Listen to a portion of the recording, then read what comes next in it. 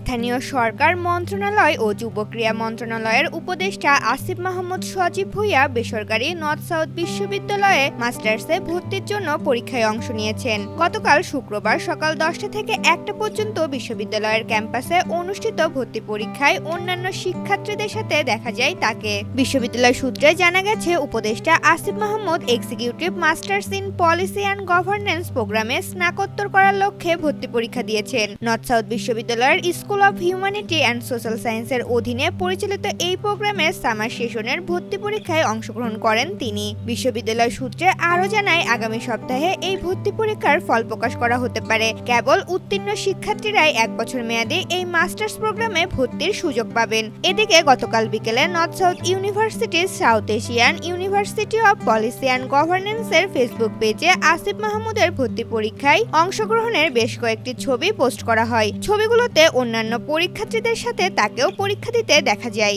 উল্লেখ্য, আসিফ মাহমুদ সজীব ভূঁইয়া গত বছরের 8 আগস্ট গঠিত অন্তর্বর্তী সরকারের উপদেষ্টা পরিষদে স্থান পান। এর আগে তিনি 2017-18 শিক্ষাবর্ষে ঢাকা বিশ্ববিদ্যালয়ের ভাষাবিজ্ঞান বিভাগে ভর্তি হয়েছিলেন এবং সেখান থেকে স্নাতকোত্তর সম্পূর্ণ করেন। ঋতুপর্ণা, জনকণ্ঠ।